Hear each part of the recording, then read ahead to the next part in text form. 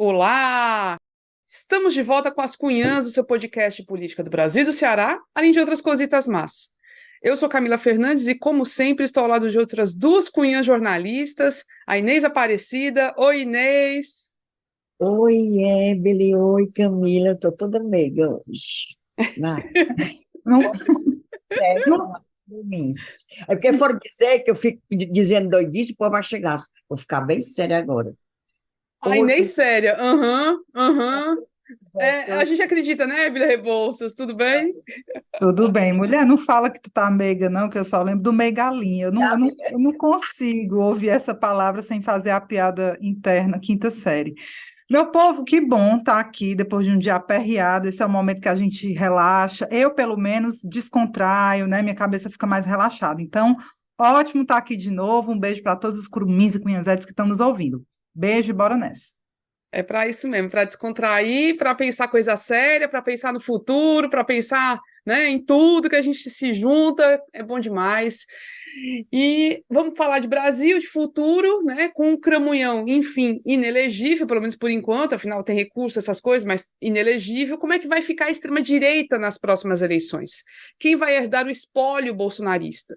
Vamos falar disso no episódio de hoje e também vamos abordar os novos desdobramentos da confusão do PDT do Ceará, numa briga fratricida que ainda promete muitos capítulos. A gente sabe que sempre que mexe a mão nessa história, a gente leva perto de... Eva, Mas vamos falar, não tem não jeito. pode falar do PDT, não, não é? Engraçado que as pessoas não entendem, até pronto, vou fazer uma parte, as pessoas não entendem o que a gente diz. Teve uma pessoa lá comentando no YouTube que a gente só achava achismo. Que clubinho é esse do achismo? A gente não falou um acho. A gente expôs o lado do PDT do Ciro, expôs o lado do PDT do Cid, apenas expusemos. Aí, mas, menina, eles são assim, a flor da pele, né? Os florzinhas. Literalmente.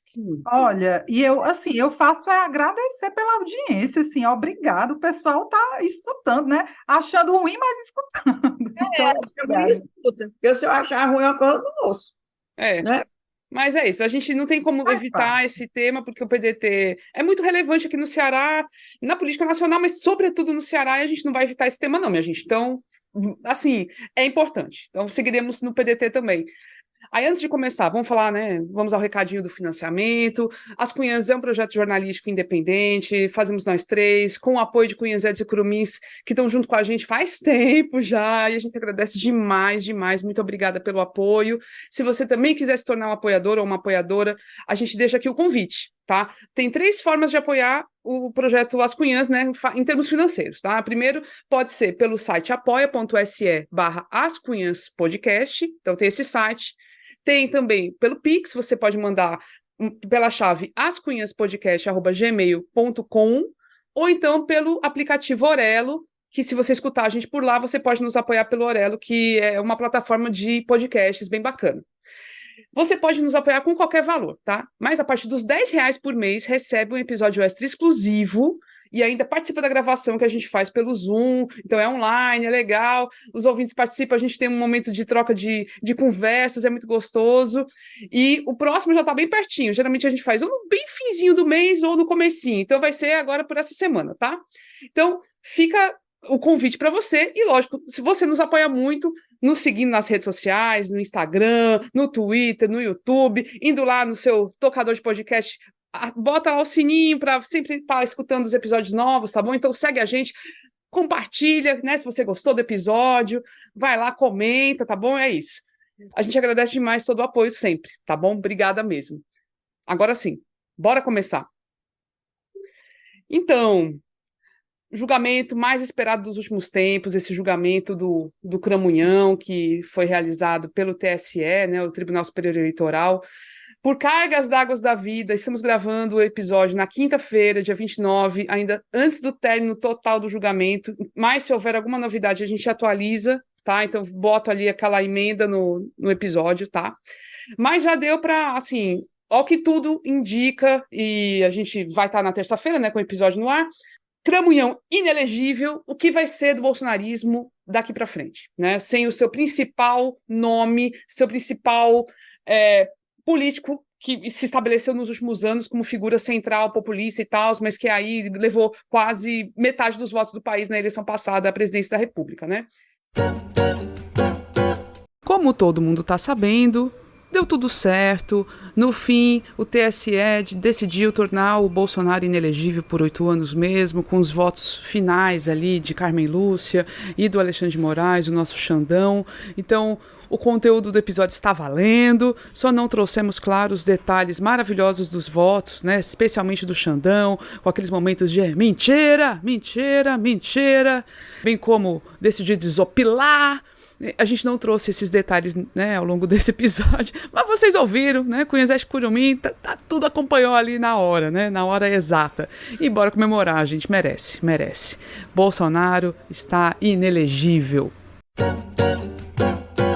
E aí a gente começa pelo julgamento, né? Eu acho que foi muito interessante que o mote da ação que foi levada a julgamento do TSE foi aquela bendita reunião do Bolsonaro, presidente da República, em julho de 22, com embaixadores de mais de 40 países, fez aquela convocação para falar mal das urnas eletrônicas. Aquela reunião foi veiculada pela rede de televisão, TV Brasil, TV Pública, e basicamente ali ele desfilou, assim, foi o beabá completo do Bolsonaro contra as urnas, dizendo que tinha tido fraude em 2018 e que ia ter de novo, e contra as urnas eletrônicas, e que a coisa do código-fonte, enfim, ele foi o beabá completo, falou bem de si, falou mal dos outros, falou mal do Lula, chamou de condenado, etc e tal.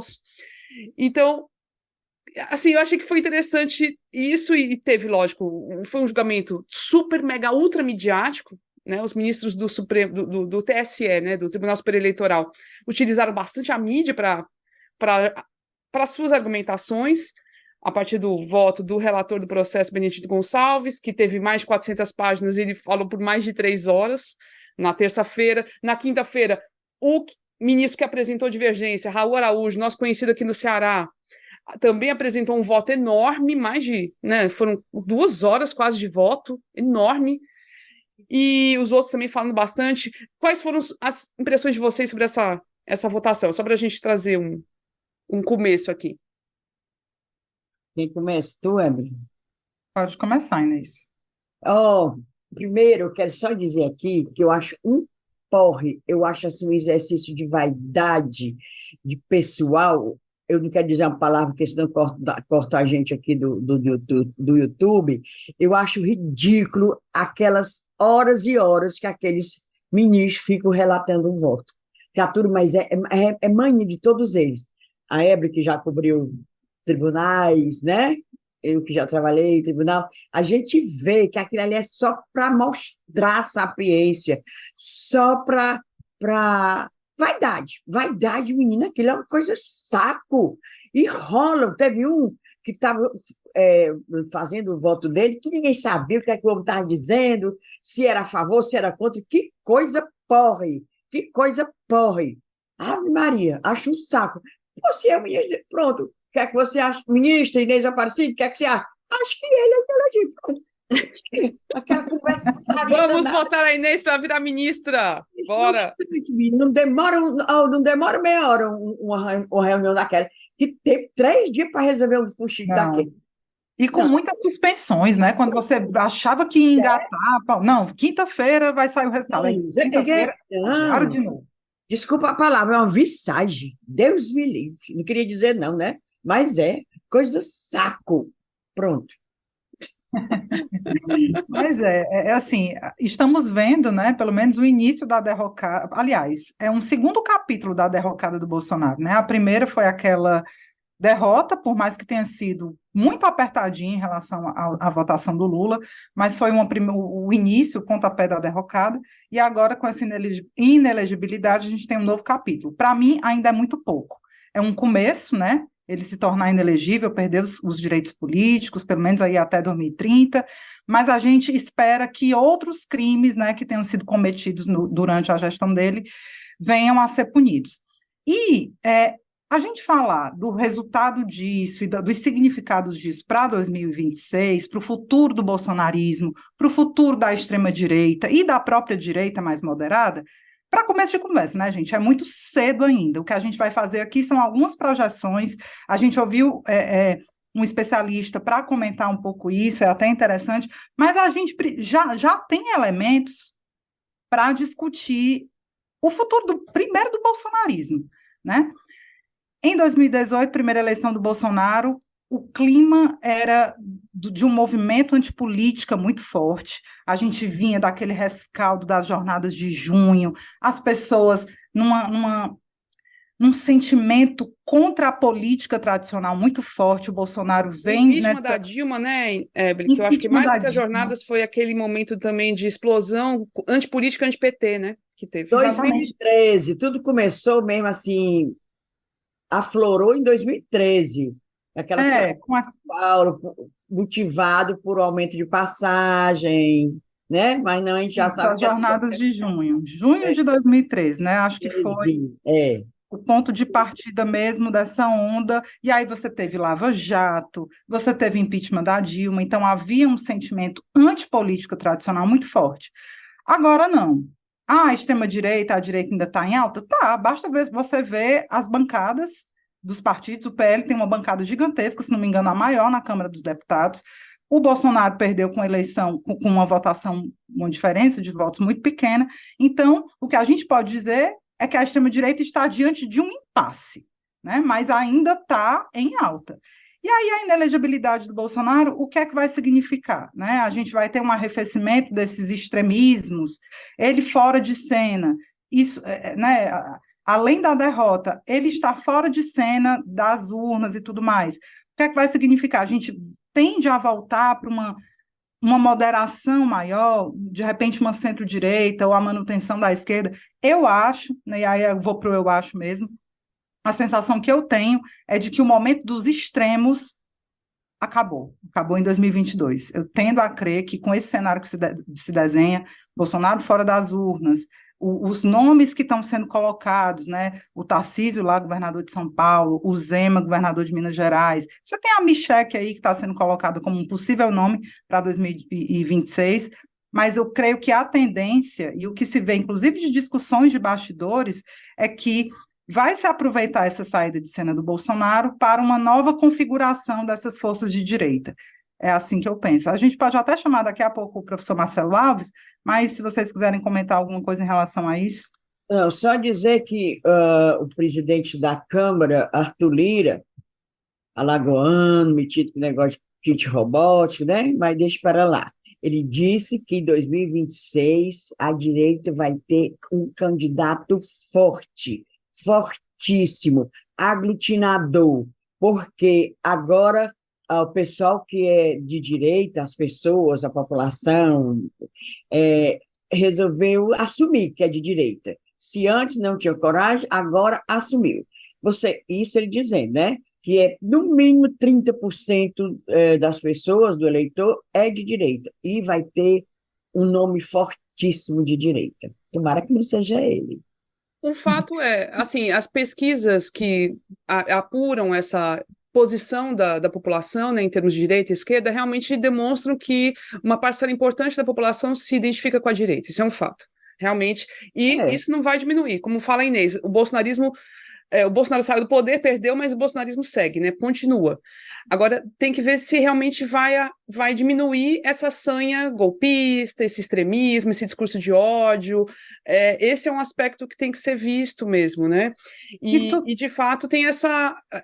acho que essa ponderação da Evelyn tem sentido, que assim, a tendência é que surja uma liderança, enfim, que se for realmente ter uma liderança, vai ser mais apaziguadora, no sentido assim de... Assim, vai ser difícil chegar alguém no mesmo nível do Bolsonaro, gente. Assim, esse é o fato. Quando você vê os nomes que estão postos, né? Tarcísio lá em São Paulo, Zema, a Michelle eu não vou nem colocar nesse bolo, porque de fato ali é unha e carne, é o mesmo perfil do Bolsonaro. Mas esses nomes, se você parar para perceber as manifestações deles, eles são, de fato, mais moderados, né? O Zema conversou com o Lula recentemente, há uma tentativa... O Tarcísio, quando foi eleito, elogiou a experiência dele no governo Dilma, porque tem que lembrar que o Tarcísio foi eleito naquela onda bolsonarista, mas ele já tinha sido da gestão Dilma, ele tinha sido diretor do DENIT, se eu não me engano. Então, são perfis diferentes, não tem aquela agressividade, aquele perfil, aquele ímpeto do extremismo, né? Eles são uma direita maquiada, um conservadorismo mais maquiado, que usa garfo e faca, que não aparece nas redes se lambuzando de leite condensado e passando margarina no pão, né? É diferente. E o cenário, esses nomes estão se colocando como, né, o povo fala em uma chapa Tarcísio Zema. As pessoas estão ventilando. Está muito cedo ainda para projetar? Tá. E outra, a força da direita, tem que lembrar, vai depender da performance do governo Lula, que está, neste momento, indo bem, está relativamente bem avaliado, 30 e poucos por cento de bom e ótimo. Né? A economia está começando a dar sinais de melhora, os setores econômicos, as elites, começam a olhar com menos raiva para o PT, se bem que a gente sabe que lá para frente, né, tudo pode mudar. Então, tudo vai depender do cenário e da performance da esquerda daqui para lá. Tem muita coisa no jogo ainda para acontecer. Bela Camila, eu acho que, além desses fatores, a gente tem que ver se a grande imprensa, a imprensa livre, para que lado vai pender.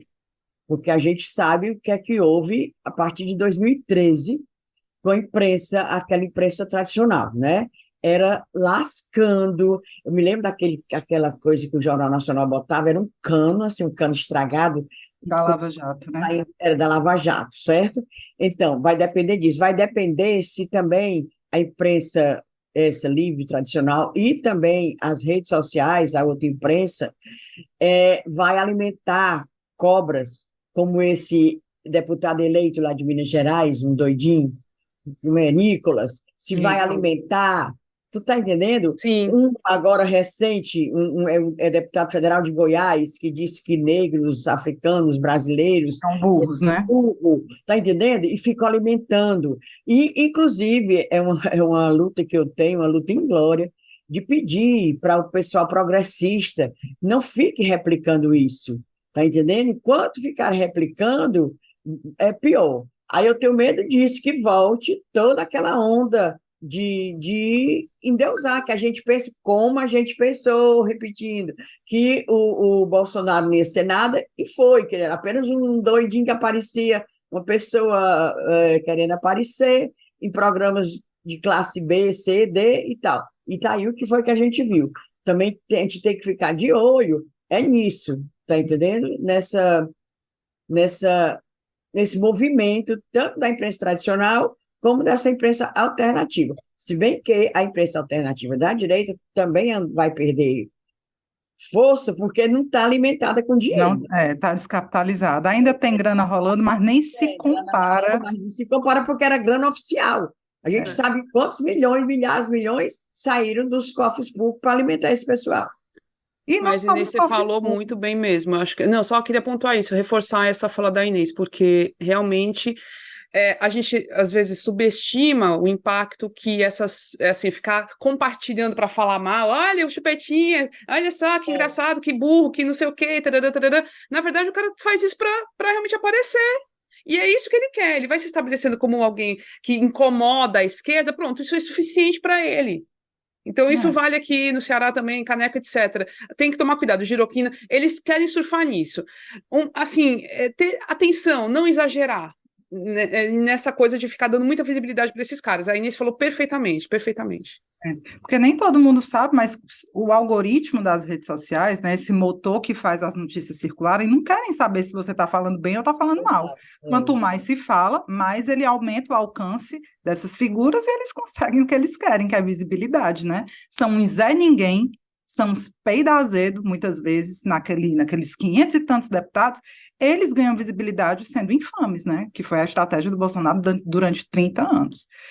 Mas, bom, vamos aqui. Eu para comentar um pouco esse cenário e tentar fazer alguma projeção, eu conversei com o professor Marcelo Alves. Ele é professor do Núcleo de Tecnologia de Estudos de Mídia na PUC-Rio. Tá? Ele é autor de uma tese de doutorado premiada. O título é Desarranjo da Visibilidade, Desordem Informacional e Polarização no Brasil entre 2013 e 2018. Eu li essa tese dele, é bem legal para quem se interessar sobre o porquê, né, alguns dos motivos pelos quais chegamos à eleição de Bolsonaro, né, do ponto de vista midiático. E a primeira pergunta que eu fiz para ele é se existe algum termômetro hoje sobre a situação da extrema-direita, especificamente da extrema-direita, pós-derrota de 2022 de Bolsonaro, e agora à beira dessa inelegibilidade dele, né? Quando a gente está gravando, gente, nós estamos à beira ainda, não se concretizou.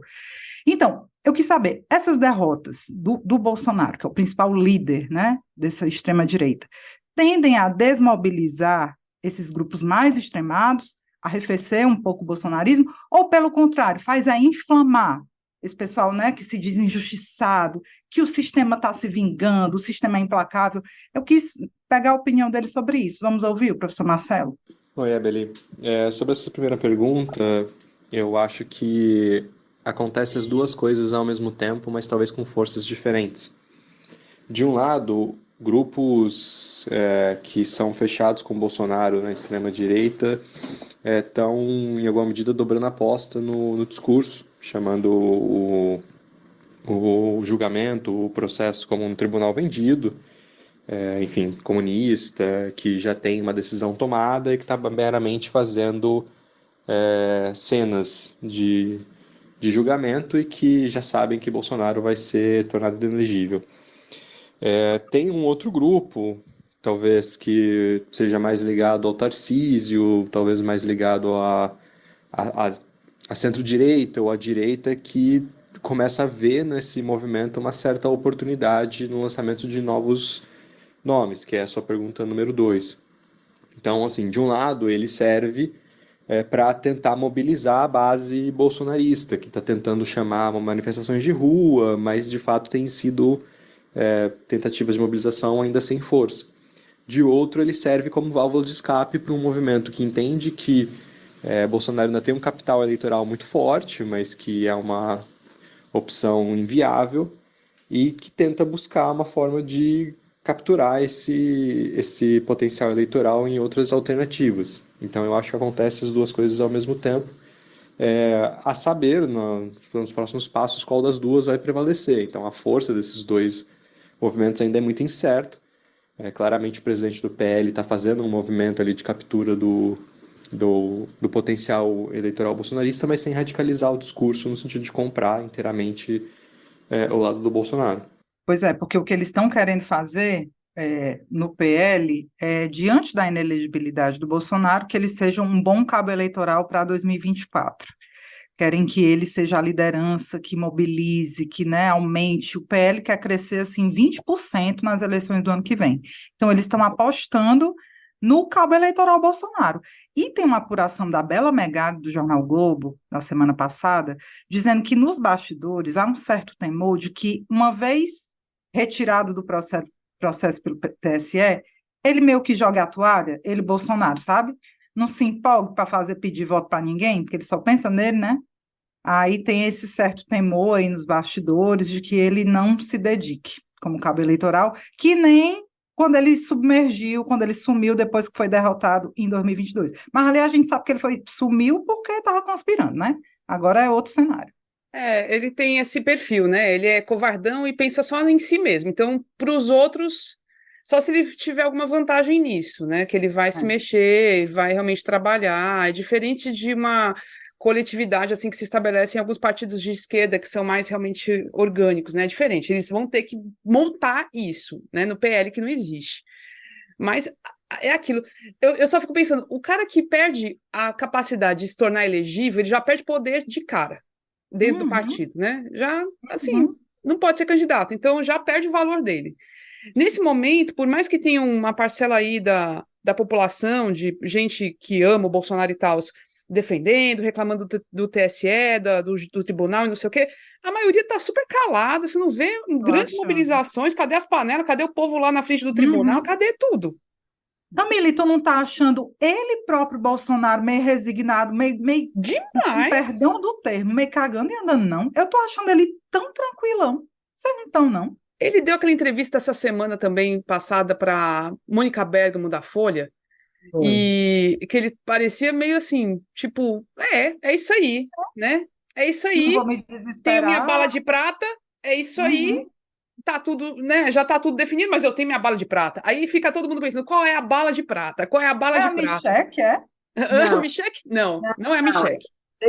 é o seguinte, a bala de prata é um candidato que ele teria. Aí a Mônica Berg perguntou se a Michelle Bolsonaro poderia ser candidata. Aí ele foi logo tirando ela de tempo. É, Ela não tem experiência. é. Hum, Aí eu li, inclusive, um comentário do meu amigo, seu amigo de nós todos, Plínio Bortolotti, no artigo que ele fez no Jornal O Povo, dizendo que estava ali toda a demonstração do machismo, né? Do Bolsonaro, tirando logo a mulher de tempo. Não, ela não tem experiência. Ela poderá ser uma cabo eleitoral.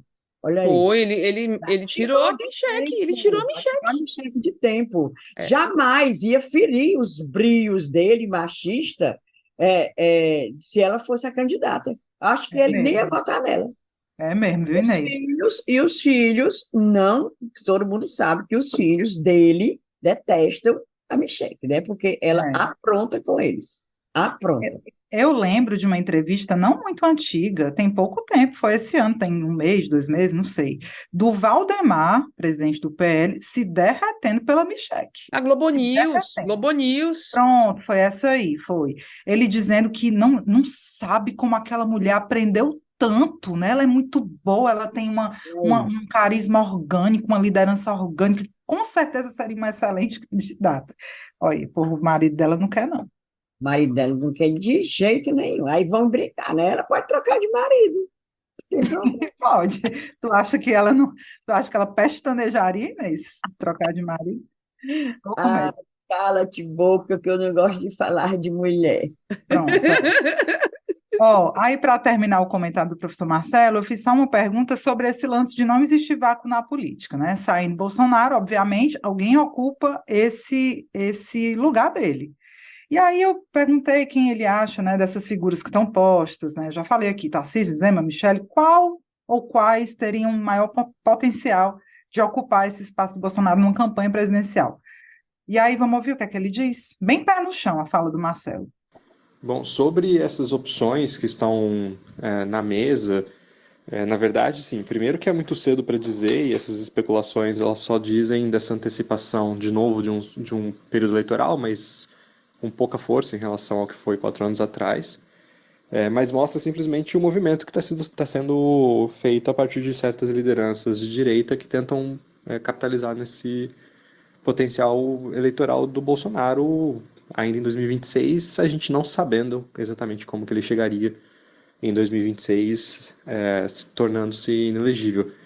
Então, na verdade, assim, esses levantamentos de nomes entre Zema, Tarcísio, Michele, hoje dizem muito pouco do ponto de vista de força eleitoral, de capital eleitoral, mas simplesmente dizem dessa movimentação de forças no sentido de compor novas alianças para a construção de alternativas no campo da direita para 2026. Mas é muita Isso, cobertura política, né? A gente que é jornalista, a gente entende isso. A gente é movido por eleição, né? A política é muito movida pelas eleições. Então, já mal termina uma eleição, começa outra, assim, na pauta política. Então, é natural que surjam nomes, e os políticos jogam com isso naturalmente. Eles já, desde as eleições anteriores, já começam a querer falar das próximas e tal. Nas negociações fazem isso sempre, né? Então, é super natural. Mas concordo totalmente com o Marcelo, porque realmente, assim, aí fala-se muito, né? O Tarcísio, Tarcísio, Tarcísio. Tarcísio, nesse começo de governo lá em São Paulo, está sendo bem avaliado, apesar de que agora, não sei como é que vai ser, vai privatizar a companhia de água de lá de São Paulo, enfim, eu já ia falar CAGES. Isso se tornou realmente muito sério. essa daí.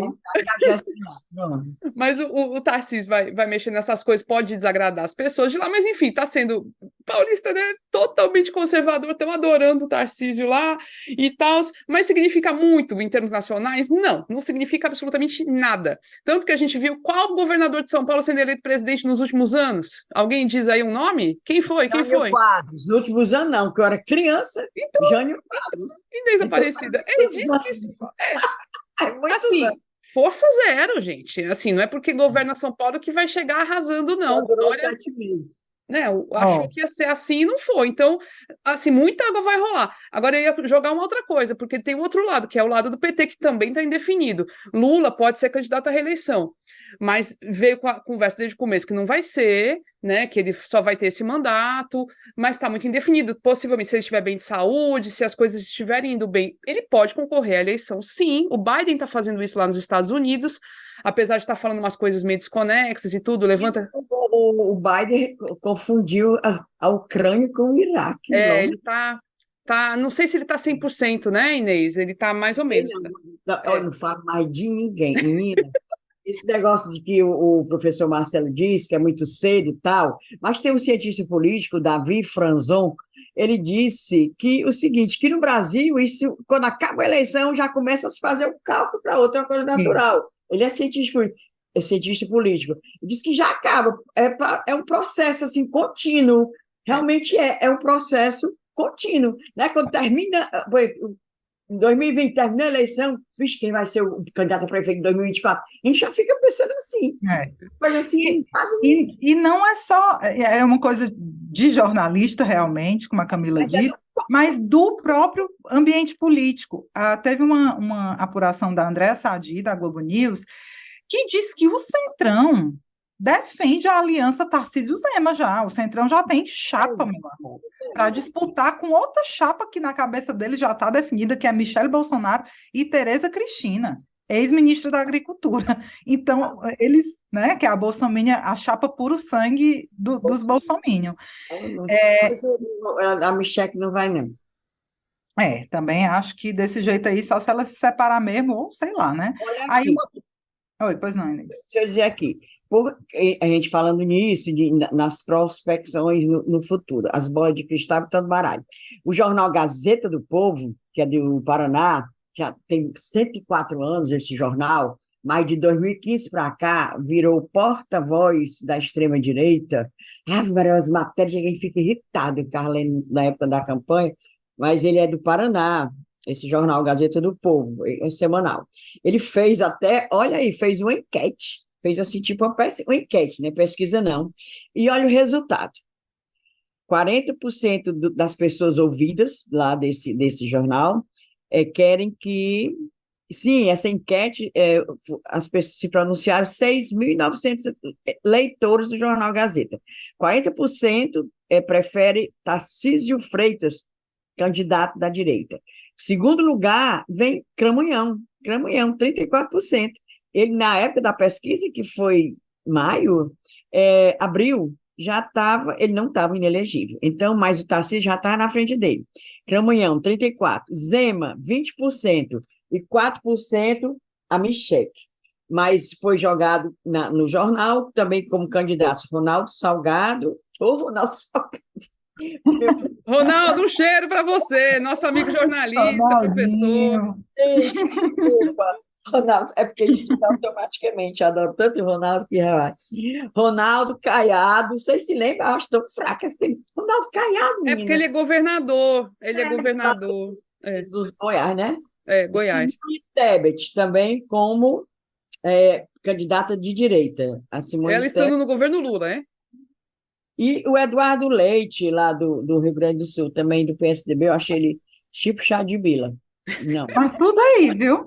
Eu concordo com a Camila. Uns caldos de bila mais ralo do que o outro. Pois é, mas a pesquisa está aí. O Tarcísio, a direitora está se voltando para esse Tarcísio, 40%. Nesse jornal, que logicamente o leitor dele é direitão, né? Direitos, Aí, só completando essa coisa do Lula, porque... Só deixar um comentário, quase um discunhã, porque nessa quinta-feira, durante o julgamento, inclusive, do TSE, né? Então, estava ali toda a mídia em cima, pauta negativa para o Caramunhão e não sei o quê. Aquele ministro Floriano Marques, adorei o ministro Floriano, o voto dele perfeito, perfeito.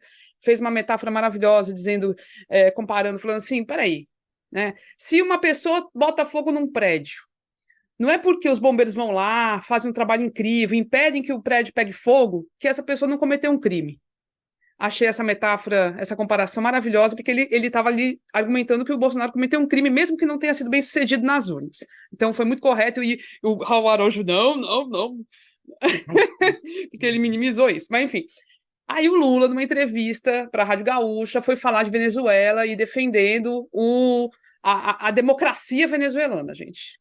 Assim, Lula, pelo amor de Deus, não faça É mais. uma tara, né? É uma tara. Vão perguntar? Perguntam, né? Lógico que vão perguntar da Venezuela. Sempre perguntam, é Mas ele tem que impressionante. ter uma resposta pronta, falar, olha, eu respeito a soberania dos outros países, não vamos meter. Pronto, Né, cara? É. E ele, Tá. ele até falou desse jeito, porque o problema é que ele não segura aquela boca dele. Ele até falou no discurso recente exatamente isso, Camila. Que nós não temos que se meter, o país é soberano, o que nós queremos fazer é restabelecer relações comerciais, porque o Brasil ganhava dinheiro com a Venezuela e isso acabou, né? Há 4 anos isso foi interrompido.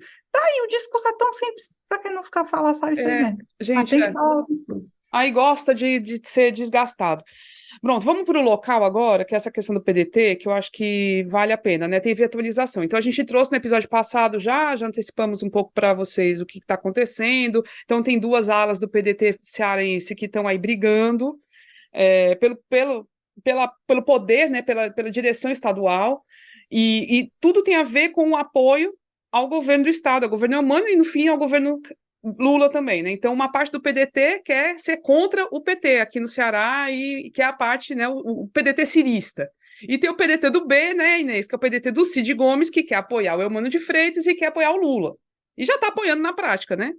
E aí veio o presidente nacional do PDT para cá, licenciado, né, o Carlos Lupe, tentar apaziguar as coisas, fez reunião, parece que as reuniões não foram lá muito boas também, não sei se adiantou muita coisa, mas o pessoal do CID convocou uma reunião extraordinária, né? Conta, Inês, como é que foi esse negócio? Digamos assim, não é o pessoal do CID, foi convocado a reunião, o pessoal do CID acaba foi convocado a reunião extraordinária do Diretório Estadual para o dia 7 de julho, agora, esta semana. Sexta-feira. Tan, tan, tan, tan, estarei lá na ponta. Sim, 7 de julho, na sede do PDT, Rua Nunes Valente, aqui no Meireles. Aí vai ser tá marcado o horário, de 15 às 18 horas. Foi tudo formalizado, publicado em jornal de grande circulação, e eles lá. Agora, o que eu achei interessante, nós achamos, foi que gente que assinou essa convocação, gente que era oficial, assim, era tido como do lado do Ciro, que era, por exemplo, o deputado Mauro Filho, deputado federal, né? Que estava até naquele dia da palestra do Ciro lá na CDL, assinou a convocação. Aí, dos 84 membros do diretório, eu só sei que só sobrou 31 só sobraram 31 para o Ciro, porque a maioria assinou essa convocação. E é para destituir, possivelmente, o André Figueiredo da presidência estadual do partido aqui no Ceará. Aí o pessoal lembra, eu estava até lendo o Érico Firmo no Jornal Povo, dizendo que o Cid é zero e vezes de fazer isso. Já destituíram uma vez o PSB, você lembra? Quando eles eram do Partido Socialista Brasileiro. O Sérgio Novaes era... Foi. Boa memória. O PSB das antigas do Sérgio Novaes, aí o Cid chegou e... Chegou e tomou. Aí quer dizer que eles vão no voto a voto, né, Inês? Vão voto a voto definir. Já é nessa reunião ou ainda vai ser uma reunião preliminar? Não tem mais outra, não. Vai ser nessa mesmo. Que aí o pessoal da ala do Ciro, inclusive o Roberto Cláudio, disse que o Cid quer dar um golpe e tal, mas é maioria, né? Tá Se lá. ele tem a maioria. Aí não seria golpe. Sim. Agora, acho engraçado esse PDT. Vamos ficar contra o PT lá no Ceará, contra o Elmano. Aí mantém o presidente nacional do partido, né? Só que está licenciado, Carlos Lupe, ministro da Previdência. Por que não larga lá também? Aí eu não entendo, não. Quer dizer que lá no federal serve, aqui não serve. Não. Tá tudinho, assim, tem um bocado de pedetista apoiando o governo lá na Assembleia, todos apoiam, tem o líder do governo, é do PDT. O líder do governo é do PDT. Quem já viu isso?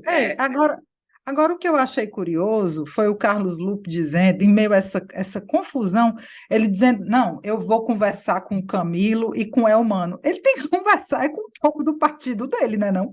Por que ele vai conversar com o Camilo e Elmano? Vai dizer o quê? Ei, não quer apoio deles, não, é? É para dizer isso, é? Ele Ei, não tinha que queira botar o Ciro e o Cid assim, juntinho, bora ajoelhar no milho, bora pegar. abraçar os dois. Exatamente, o pegar a camisa da União, aquelas Entendi. Eu não entendi também isso de jeito nenhum. não entendi, não. Por que o outro Ciro escuilambou, como diz meu pai, escuilambou com o Camilo, escuilambou com o Elmano, menos, né? Mas escuilambou mais o Camilo. Aí vem o presidente do partido, não, eu vou conversar com o Camilo e o Elmano. Não é com eles, não, que tu tem que conversar, mas coisas que eu não entendo. A tal do diretório, só para dar bem certinho esse número, o diretório estadual é composto por 84 membros, 53 assinaram a convocação dessa reunião. 84 menos 53 é 31. Ou seja, sobraram 31 por lado Pensando do nos Ciro. irmãos, né, Inês? O Ciro está sozinho. Os irmãos todos estão com o Cid. Tá de 4-1 para Cara, está perdendo de 4-1. É ele e os outros 4 estão juntos contra ele. Aí tá Ciro, aqui Cid, Ivo, Lia e Lúcio. 4-1. Lúcio também tem cargo no governo do estado. Agora, já assumiu. Adocas agora, É. Então, gente, é isso. Porque assim, o pessoal às vezes não escuta a gente direito. Meteu o pau na gente, Florzinha. Só que ele está dizendo. Não é. Assim, aí eles ficam com raiva. Aí parece que assim, a gente odeia o Ciro. Gente, pelo amor de Deus, escuta. E os beijos que ele dá na gente, a gente aprende. Ele nem desgosta da gente, mas o fato é isso que está acontecendo. A gente está narrando o que está acontecendo, a gente traz, lógico, opinião também, sempre traz, porque assim, a gente sabe o que está rolando, inclusive nos bastidores aqui do estado do Ceará. A gente acompanha faz tempo. Então, não é por gostar ou desgostar, não é perseguição, não. É o que está rolando na real, sabe? E agora, neste momento, Ciro está isolado. Tem uma, assim, quem está com ele de relevo, de peso, é só o ex-prefeito de Fortaleza, Roberto Cláudio, e o atual prefeito de Fortaleza, José Sarto, que são as figuras que estão com ele.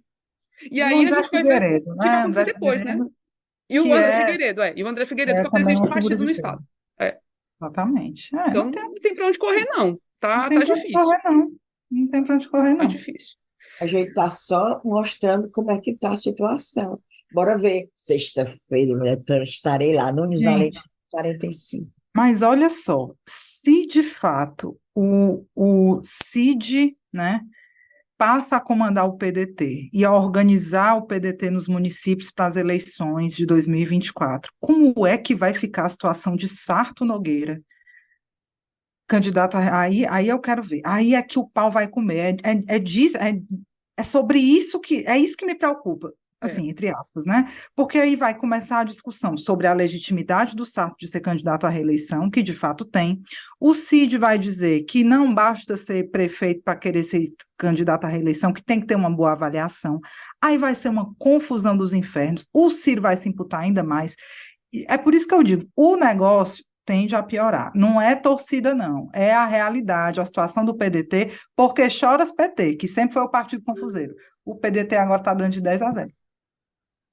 E o pior, envolvendo questões familiares, o que é mais dramático. É dramático.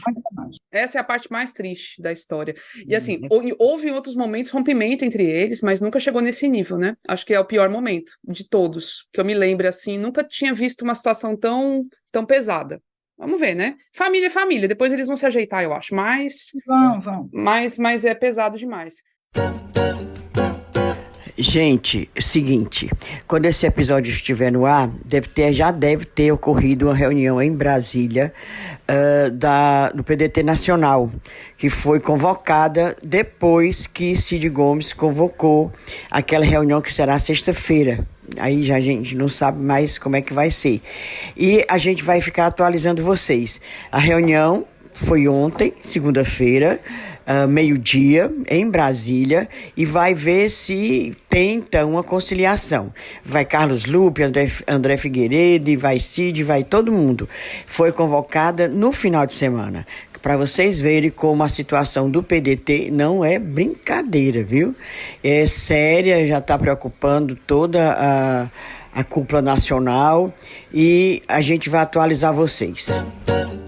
Agora, só dica para o pessoal das redes já deu a dica. O pessoal da imprensa nacional, Metrópolis, soltou esses dias, porque, assim, falando assim, que a briga entre os irmãos Ferreira Gomes era por causa da prefeitura de Fortaleza no que vem, e que o Camilo Santana seria um nome cotado para ser candidato a prefeito de Fortaleza. Que bacana, que assim fez aquilo, hein? Na No Metrópolis. blog do Noblar. Blog do Noblar? Foi. Marmota. Marmota e meia. Não tinha nada com nada ali, nada com nada. Nada. Parecia Gente, só para, né? Camilo é presidenciável, meu povo. Ele está na fila para a presidência da República, não vai querer ser candidato a prefeito, não. Camilo, candidato a prefeito. Não, sinceramente. É quase xenofobia isso aí, eu acho errado isso aí, sabe? Porque falta, assim, de tentar minimamente aprender, escutar e apurar em relação a estados que não são ali do Sudeste, entendeu? O Tarcísio é presidenciável, o Camilo não pode ser? Como assim? Entendeu? É muito equivocado isso aí. Agora vamos para o momento do desabafo. O momento do recadinho, que é o momento Discunhã. Inês, eu sei que tem uma fila de Discunhã, mas vai selecionar, né, Inês? Mas vai ser rápido, eu não vou completar a conversa, não. Primeiro Discunhã vem do nosso Curumim, é tudo de Curumim. Curumim Cícero Ivan, inclusive ele é meu conterrâneo cratense, ele é médico, mora aqui, mas é do Crato. E ele visitou agora, recentemente, o Cariri, e lamenta a situação do Parque do Caldeirão de Santa Cruz do Deserto. Aquela comunidade foi fundada pelo Beato Zé Lourenço, todo mundo sabe, acho que cada gente sabe dessa história. E é um patrimônio, pois está abandonado totalmente. Diz que é um casal de idosos que toma conta lá, sem a menor condição, e tem o casal de idosos e os filhos que nem sabem, assim, nem tem como manter a infraestrutura lá. Admira isso, as coisas culturais daqui, né? Tudo se acabando. E aí ele disse que pediu para a gente fazer esse alerta, se alguém se toca, para ver como é que está a situação desse Parque do Caldeirão de Santa Cruz do Deserto. Outra coisa, outro Discunhã é um menino, isso aí eu fiquei com pena. É um servidor da Prefeitura de Fortaleza que disse que o IPM Saúde, no setor de medicina, assim, de médico, de atendimento, clínicas, né, consultas médicas, está até mais ou menos. Mas a parte odontológica, ele está com dor de dente desde maio, pois tu sabe quando é a consulta do outro lá? 8 de agosto. Como é que a pessoa fica com dor de dente de maio a agosto? Tem condição. Aí ele disse, eu digo, como é que tá se vendo? Aí ele, não, então assim, eu não mastigo do lado. A pessoa, você vai ficar o tempo todo mastigando só do lado, porque do outro lado não pode, porque tá doendo. E a consulta dele é para o dia 8 de agosto. Gente, pelo amor de Deus. Atenção, o IPM Saúde. Cuide também, o pessoal também tem dor de dente. Tá certo? E o terceiro Discunhã, vixe, meu, é muito hoje. Não, é uma fila, eu falei.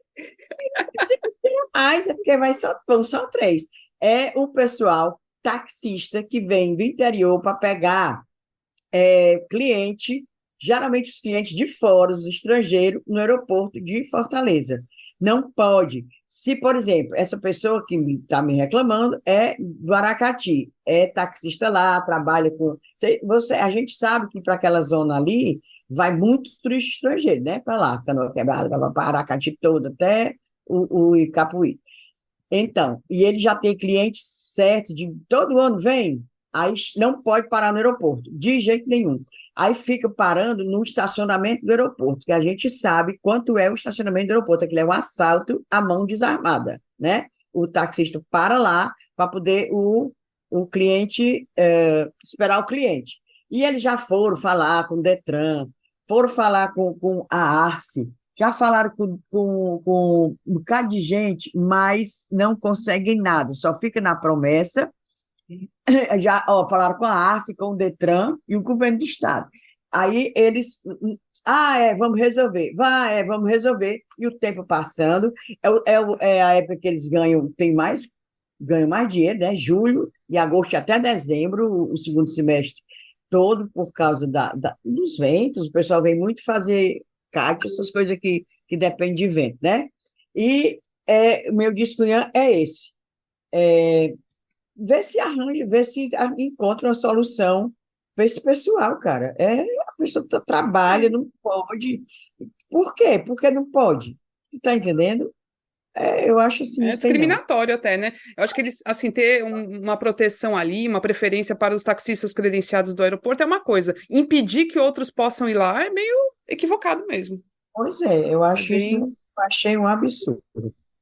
Bom, eu vou pro meu discunha. Na verdade, eu tô igual a Inês, eu tô com dois. Vixe, tá Olha vendo? aí, eu tô com dois. Assim, a gente é distribuindo. A gente é porque chega muita coisa, de fato, e tem muita coisa relevante acontecendo. Um primeiro discunhã tem a ver com algo que a Inês já falou algumas vezes, já trouxe em outros momentos, de setores, grupos de trabalhadores, né, bolsistas, enfim, pessoas do Estado, né, gente que depende do Estado para sobreviver, que está com atraso de pagamento, tá, no Estado do Ceará. Dessa vez, eu vou falar dos cooperados da enfermagem que trabalham no Hospital São José, de doenças infecciosas. É um hospital especializado muito importante do Ceará, e que parece que há 2 meses os cooperados da enfermagem estão sem receber os seus salários. Ave E Maria. o Curumim que mandou essa história, ele diz o seguinte, que aí o pessoal está lá reclamando, pedindo, falando, gente, a gente precisa pagar as contas. E ainda, só que esses enfermeiros ainda recebem ameaça, diz que se a pessoa deixar de trabalhar, vai ser excluído do quadro de funcionários do hospital. Então, assim, é uma situação muito grave que está acontecendo e isso tem que ser regularizado, gente. Sabe? É muito grave mesmo. E aí a gente lembra que no estado do Ceará houve até uma tentativa de mudar essa fórmula, né? Porque hoje os hospitais do estado basicamente funcionam à base dessas cooperativas. Tem os contratos com as cooperativas em todas as áreas de especialidade de saúde, médicos, enfermeiros, fisioterapeutas, enfim, tudo lá tem as cooperativas dentro desses hospitais e parece que é uma caixa preta, e nem já falou disso também. E aí houve uma tentativa de substituir isso, de botar gente própria e tal, fizeram um concurso do FunSaúde para isso, só que o negócio naufragou, foi enterrado pelo governador Eumano. E, pelo visto, a coisa, né, o desarranjo seguirá, né? Esse é um problema. E o segundo discunhã tem a ver com outra coisa do Estado, reclamação sobre o Estado, a condição da CE 060, que leva aqui Fortaleza, por exemplo, para o maciço de Baturité, então passa por cidades importantes, passa, por exemplo, por Redenção, onde tem a Universidade Unilab, enfim, é uma área muito de grande fluxo e está em estado de petição de miséria. Eu até pensei que tinha sido prejudicada essa estrada por causa das chuvas que aconteceram esse ano, mas o Gustavo Castelo, que foi o Curumim que mandou esse discunhã, diz que ele trabalha lá na Unilab, diz que desde que ele tomou posse lá está desse jeito. É horrível, intransitável em alguns locais, você tem que escolher em que buraco vai cair. Você vai cair no buraco menor ou maior? Vocês que decidem. E é na ida e na volta. Que carro aguenta, né? Então, é um bucho aí para o governador também, mas eu acho que tem que encarar a situação gravíssima das rodovias estaduais. Então, deixo aqui 2 discunhãs, pronto. Estamos quase, empatamos, Inês. Tu ainda ficou na frente, com 3. Não, mulher, tem muito. É porque eu acho legal, eu adoro receber essas reclamações, tem umas que Eu a gente também. até apura e tal, porque as pessoas acham que a gente pode resolver as coisas. Ah, se resolvesse. A gente fica petelhando, infernizando, mas se a gente pudesse resolver tudo, era maravilhoso. Mas é um indicativo também de que as pessoas escutam até o final, e isso é Né? muito legal, porque realmente o Discunha faz sucesso, é bom, o pessoal escuta mesmo, é bom demais. Agora, Eble Rebouças, Discunha. Mulher, o meu também é um diz curumim, certo? É o Anderson Silva Paracuru que pediu para a gente fazer um discunhã sobre a dificuldade na implantação do piso salarial da enfermagem, cara. Que novela! Foi uma luta política, né, para aprovar a implantação do piso.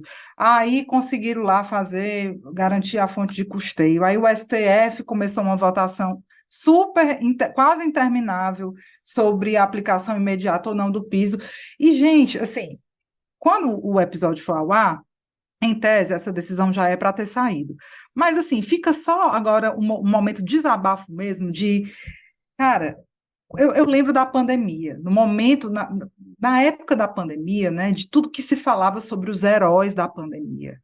né, o papel dos enfermeiros. E a gente sabe que quem está na ponta do atendimento à população é o enfermeiro, é o técnico de enfermagem. Obviamente, a classe médica é importantíssima, ninguém está falando isso. Mas o enfermeiro é quem cuida, é quem faz o negócio 24 horas. E assim, para fazer a aplicação do piso, essa novela todinha, sabe? Cadê o reconhecimento real? Então, eu espero, qualquer coisa a gente até atualiza depois no Twitter, nas redes, que esse piso, de fato, seja implementado imediatamente para esse povo, porque realmente ninguém merece essa novela aí, não. Tá aí o meu discunhã emprestado, em nome do companheiro Anderson Silva, para a Curu. Muito bem, muito bem. Agora é a hora dos cheiros, hora boa. E aí, É. quem tem? Eu tenho cheiro, deixa eu mandar cheiro, que é eu botar meus óculos para eu ler. Ai, os meninos lá, nem é teu aluno ainda não, é Camila, mas eles são alunos do segundo semestre do curso de jornalismo da UFC e me entrevistaram. Oh, coisa linda. Eu até chorei no fim. Ai, não acredito, Deus, que Não me diga fofura. isso.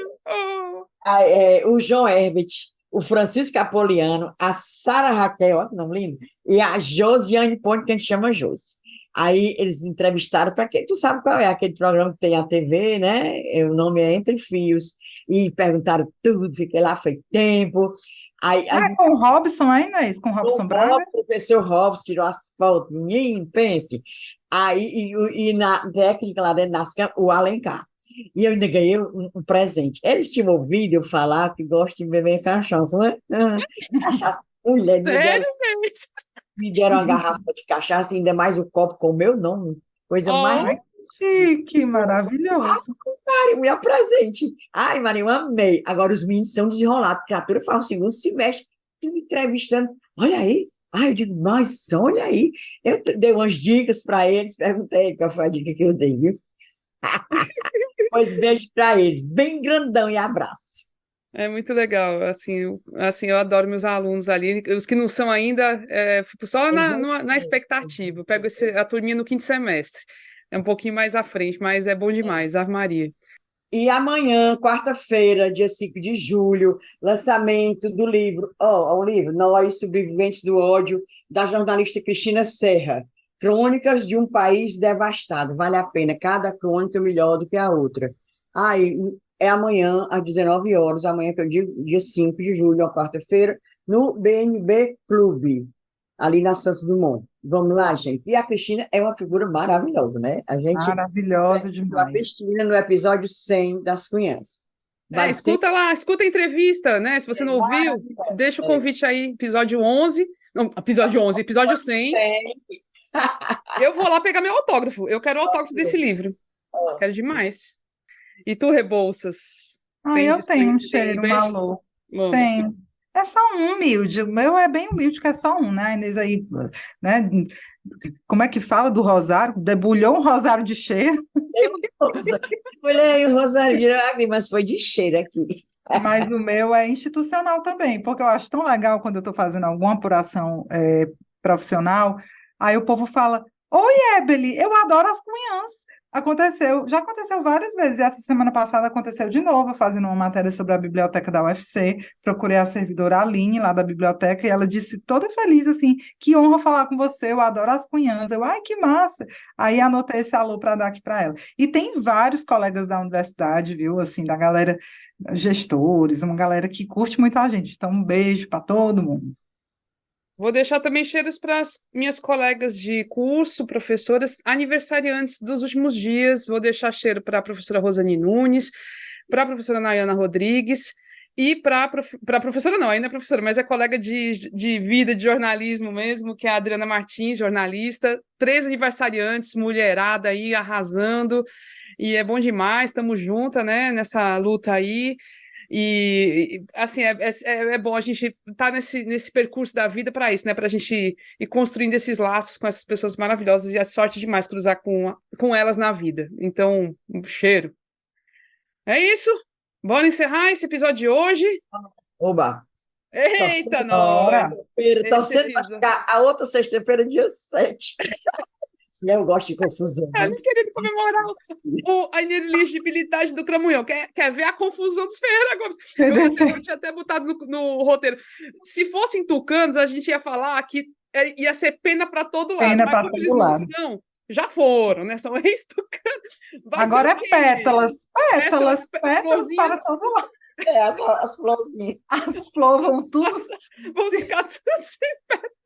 Putz, grila. Mas vamos ver, né? Daqui para lá. Vai sobrar os espinhos. Olha, dá para fazer várias metáforas. Fazer uma poesia. Eu vou fazer, vou dizer. Oi, gente, ó. Então, deixando aqui, lembrando que se você quiser apoiar as Cunhãs, tem as três formas, pode ser pelo apoia.se/ascunhãspodcast, pode ser pelo Pix para a chave ascunhaspodcast@gmail.com, ou pode ser pela plataforma Orelo, você escolhe, a partir de R$ 10 por mês se torna um assinante e participa do episódio extra que a gente vai fazer essa semana. Fica ligado, tá? Aí, na produção de episódios, tivemos eu, Inês Aparecida e Ebre Rebouças. O apoio nas redes sociais é feito pela empresa Ponto Indie. A trilha sonora é a música Barbada Gagá, da banda Breculê. E é isso. Valeu demais. Até a próxima semana, gente. Tchau.